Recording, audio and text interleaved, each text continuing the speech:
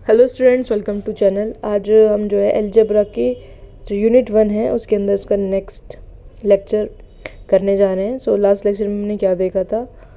हमने देखा था relation, types of relation, equivalence relation, Cartesian product, बहुत सारे टॉपिक्स को कवर किया था एज अ रिविज़न, क्योंकि ये सब आप पहले पढ़ चुके होंगे। सो आज हम फंक्शन करेंगे एंड उसके बाद कुछ थ्योरम देखने वाले हैं and after that the binary operation and फिर क्वेश्चंस करके इस यूनिट को ख़त्म करेंगे। चलिए फिर शुरू करते हैं फंक्शन के उससे। तो फंक्शन क्या है? देखो, definition of function. A function F from set A to set B is denoted by, इस तरीके से डिनोट करते हैं। ठीक, स्पेसिफिक टाइप ऑफ रिलेशन, ये एक स्पेशल टाइप का रिलेशन ही है। Associate each element in the domain with exactly one element in the codomain. ये डेफिनेशन बहुत इंपॉर्टेंट है, बहुत इंपॉर्टेंट, मतलब बहुत इंपॉर्टेंट। ये जो बोला है ना, each element in the domain exactly one element in the codomain. ठीक, तो ए और बी जो है नॉन एम्प्टी सेट भी होने चाहिए साथ में, ये भी एक कंडीशन है। उसके बाद domain, the set of all possible inputs, codomain the set of all B possible outputs, और range the subset of B containing value actually mapped by F. मैं इसके लिए एक आपको एग्जाम्पल देके समझा देती हूँ कि मैं क्या कहना चाह रही हूँ। सपोज मैं यहाँ पर F X is equals to 2x अगर ले लूँ, ठीक है, तो फंक्शन डिफाइन है आर से आर पर ही, रियल नंबर से रियल नंबर पे मैंने फंक्शन को लिया है। तो अब सर्कल बन जाओ प्लीज़, ये सर्कल नहीं बन रहा है, एक सेकेंड अभी बनाते हैं।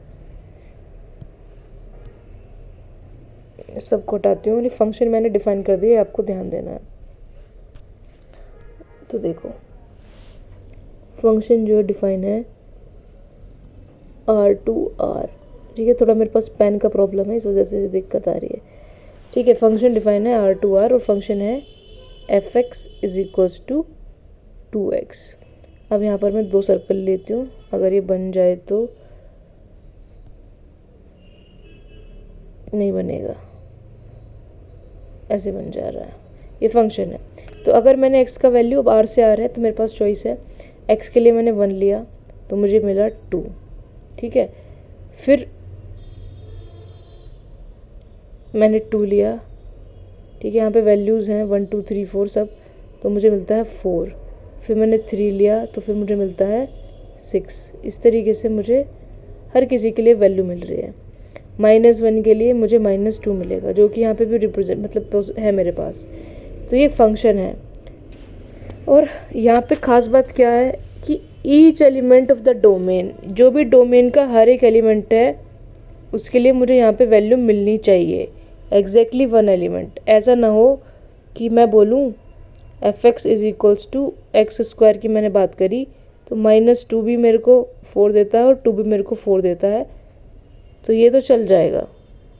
पर ये नहीं चल सकता, क्या -1 और 1 के लिए हमें 1 मिले। कहने का मतलब ये है, each element in the domain with exactly one element in the codomain, ये अलाउड है, ये अलाउड नहीं है, मुझे ध्यान दो। ठीक, अब मैं इसको बहुत ज़्यादा डिटेल में एक्सप्लेन करूँगी तो अगेन ये काफ़ी लंबा चैप्टर हो जाएगा, तब वीडियो लंबा हो जाएगा। आई होप ये आप जानते होंगे पहले से ही। I don't know, this is so much sound outside from of my house today. चलिए, तो डोमेन क्या है, कोडोमेन क्या है, ये सब आपको क्लियर होगा। आगे बढ़ते हैं। Types of function. देखो, टाइप्स ऑफ फंक्शन में होते हैं main 1 function, onto function and फिर 1 एंड ऑन टू फंक्शन, उसके बाद कांस्टेंट आइडेंटिटी फंक्शन। ये कुछ खास फंक्शंस हैं, इनकी भी बात कर लेते हैं। 1 to 1 क्या होता है? जैसे 1 to 1 यानी कि y is equals to x,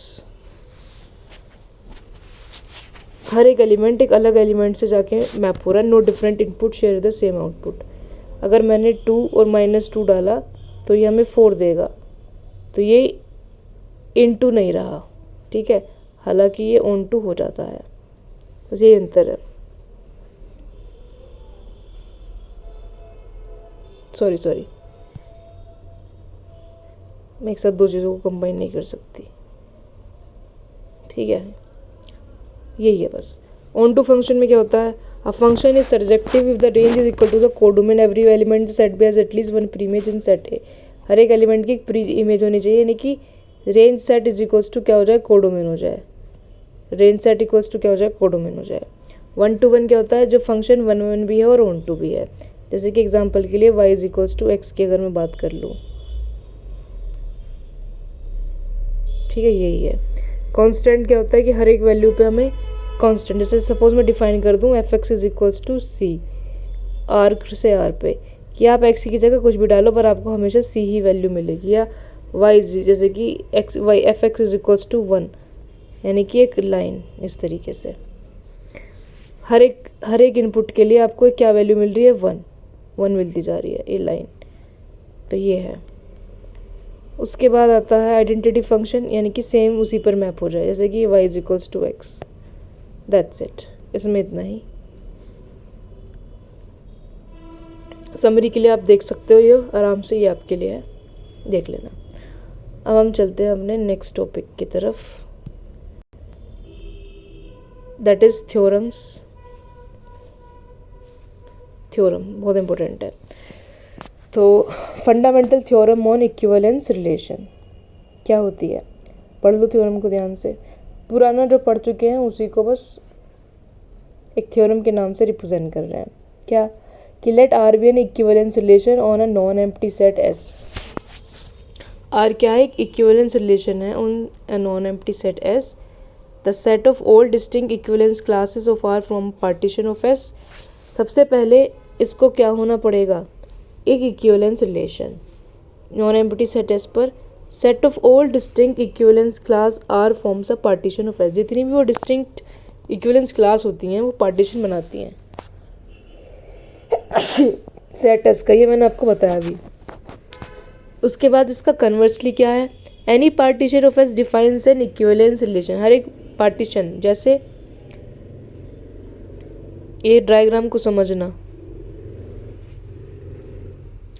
ये पार्टीशन P1,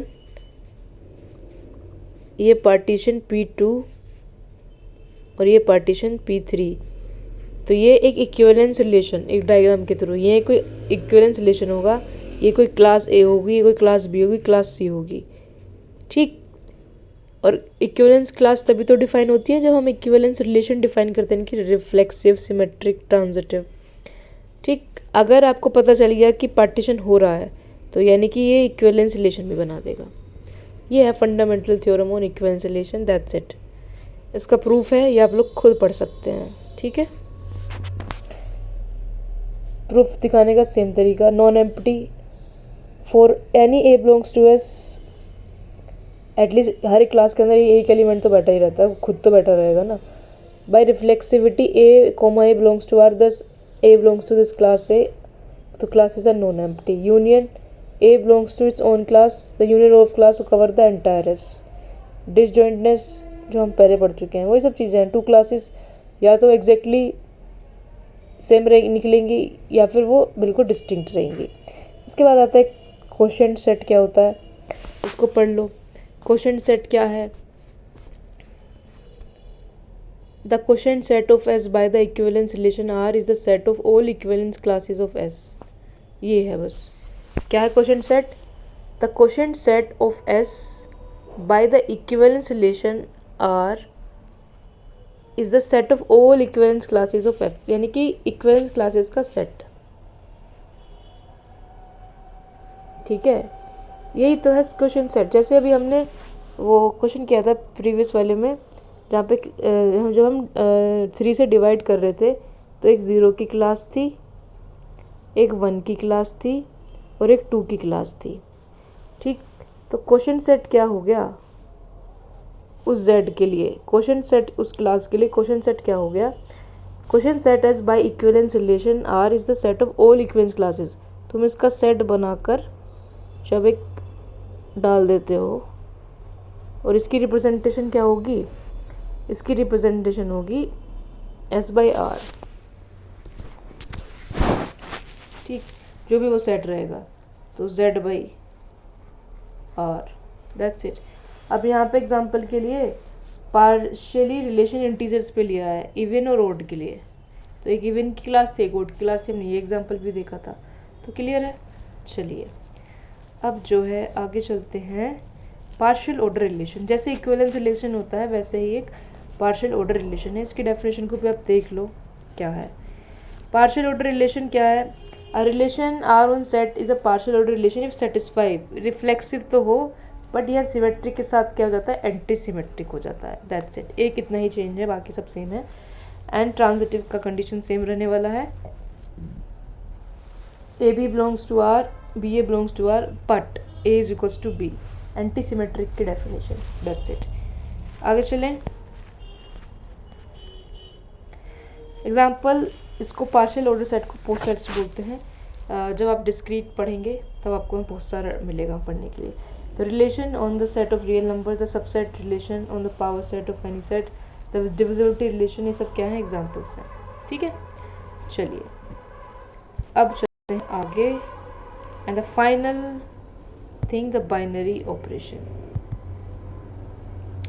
आई थिंक इसको नेक्स्ट लेक्चर में कवर करेंगे, है ना। इसको इतना ही रखते हैं। चलिए, thank you so much for watching.